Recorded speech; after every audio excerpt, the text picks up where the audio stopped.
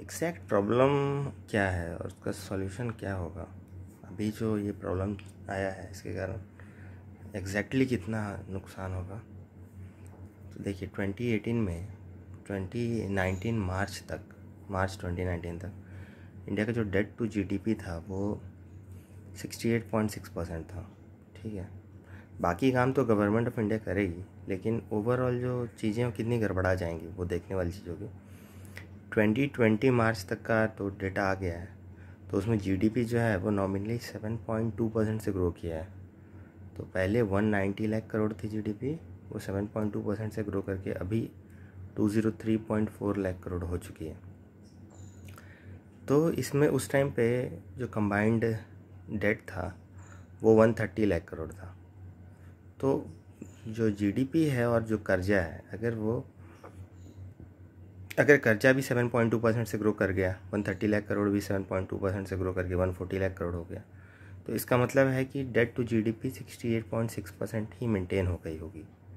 लेकिन अगर थोड़ा सा बढ़ गया इन केस तो मार्च 2020 तक तो डेट टू जीडीपी बहुत बिगड़ने की संभावना कम है। पर इस साल तो it is very very difficult. ये साल तो पूरा महाकाल है। तो इसमें क्या है कि इसमें कंसिडर करते हैं हम लोग कि इंडिया, वर्ल्ड बैंक बोल रही है -3.2% से ग्रो करेगी, बट वो उतना सही नहीं है। मानते हम लोग -1% से इंडिया का ग्रोथ रहेगा इस साल, कि इस साल इंडिया ग्रोथ का थोड़ा चेंज आएगा, वो नेट एक्सपोर्ट पे और इन्वेस्टमेंट पे बेस्ड रहेगा। तो उस केस में मान लो कि इन्फ्लेशन के कारण नॉमिनल जीडीपी जो है 3% से ग्रो करता है, तो अभी 140 लाख करोड़ है debt by the end of 2020 March तक। तो उसको भी 3% से अगर वो ग्रो करता है तो कोई प्रॉब्लम नहीं है। ठीक है, मतलब 4.2 लाख करोड़, 140 लाख करोड़ है ना, तो 3% इसमें कितना हो गया, मतलब 4.2 लाख करोड़। बट एक्चुअल में हमारा जो इस बार जो रिक्वायरमेंट है वो 16 लाख करोड़ के आसपास है, 15 to 16 लाख करोड़। तो इतना पैसा कहाँ से आएगा? कहीं से कोई फ़ायदा भी हो रहा है कि केवल नुकसान ही हुआ है? तो 15 to 16 लाख करोड़ की ज़रूरत पड़ेगी इस साल। तो अपने पास तो 4.2 लाख करोड़ का है, कुशन है, उतना बढ़ेगा तो कोई बात नहीं। 4.2 लाख करोड़ क्या है, ये तो ब्याज ही देने में 8 लाख करोड़ चला जाता है स्टेट का और सेंटर का। तो 4.2 लाख करोड़ का फिर भी एक कुशन है, तो 16 लाख करोड़, 15 लाख करोड़ पकड़ो, 15 लाख करोड़ माइनस 4.2 लाख करोड़, तो अराउंड 10.8 लाख करोड़ आपको चाहिए। अब वो कहाँ से कहीं से आ सकते हैं क्या? उसका एक सॉल्यूशन क्या है? तो 4 जगह से वो आ सकते हैं। एक तो है कि आपको तेल से फ़ायदा हो रहा है। ठीक है, तेल से कितना फ़ायदा हो रहा है? अगर $40 के नीचे रहती है, तेल अगर रिकवर कर जाती है तो इकोनॉमी भी तेज़ी से रिकवर करेगी। तो वो दोनों डायरेक्टली प्रोपोर्शनल है। तो तेल अगर $40 के नीचे रहती है तो 45 to 50 बिलियन डॉलर का फ़ायदा होता है गवर्नमेंट ऑफ इंडिया को एक्स्ट्रा। तो 3-3.5 लाख करोड़ वहाँ से आ सकता है।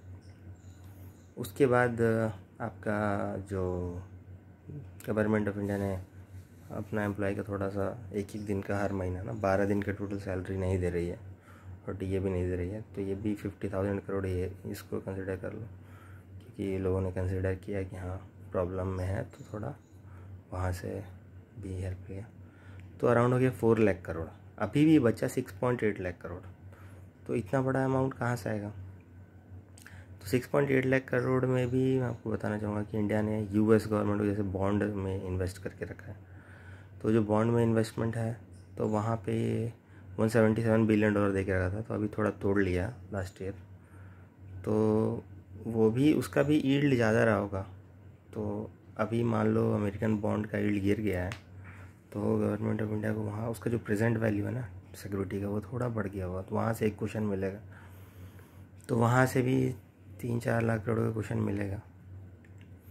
फिर भी बचेगा 2,80,000 करोड़। तो ये जो एक्स्ट्रा बचेगा लास्ट में,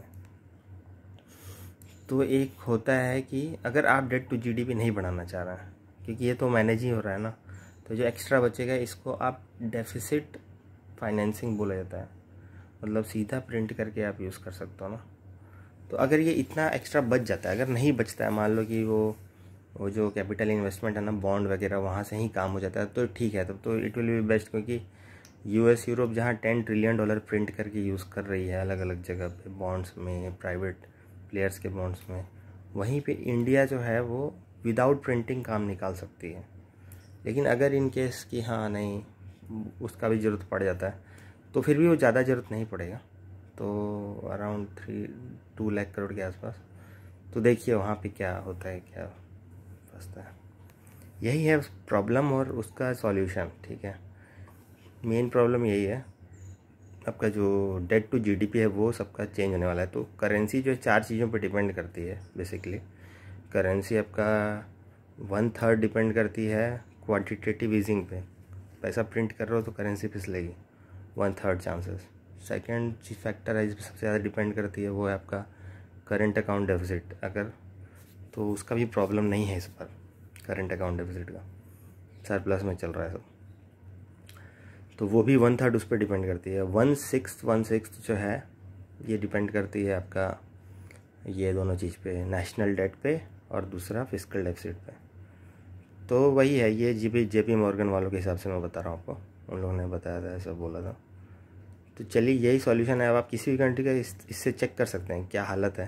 तो इंडिया मैनेज कर सकती है, ओनली नीड की हाँ हम लोग को करेंसी प्रिंट ना करना पड़े इन केस ऑफ इमरजेंसी।